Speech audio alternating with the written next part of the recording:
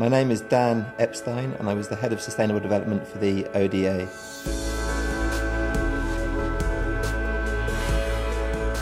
A massive sporting event like the Olympics has the whole world looking at it. We know that the biggest issues and challenges that face the planet at the moment are around sustainable development, around resource depletion, around climate change, around social deprivation, inequality. The thinking was, let's put the best games on ever, let's create the most sustainable games ever, but also let's make sure that the legacy delivers a really sustainable place.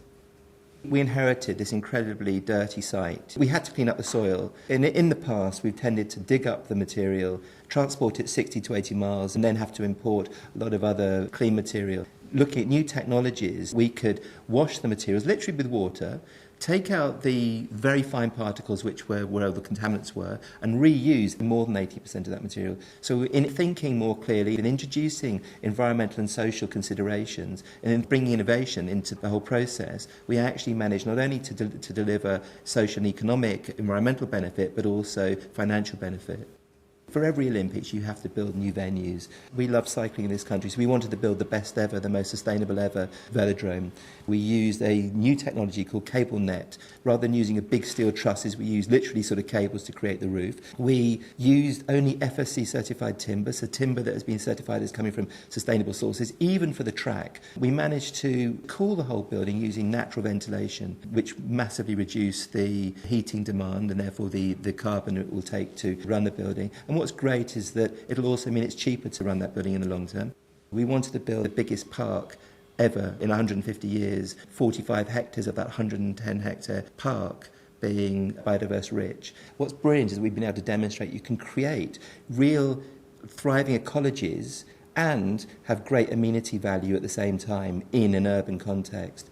Sustainability meant taking 1,000 homes out of the floodplain through the reconfiguration, the redesign of the wetlands and the water systems. It meant bringing 67% of our materials to the park by rail and water rather than by road-based transport, which massively reduces the impact on congestion, on emissions, on local health. All of this was as a result of the culture which came down through from the chief executive right through the organisation, a real focus on let's make this really green, let's make it inclusive, let's really deliver an Olympic that's exemplary, not only in terms of the best sporting event ever, not only in terms of the regeneration, but also in terms of its environmental and social performance.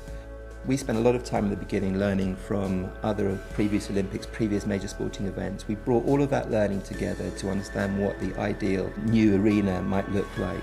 What we managed to do is then incorporate a whole new level of thinking around the sustainability agenda, around the inclusivity agenda, around the accessibility agenda, around environmental performance. And what we've created is not only some of the fastest new sporting arenas in the world, some of the best places to watch sport, but also some of the most environmentally friendly venues. So we believe we can bring that expertise now to the world.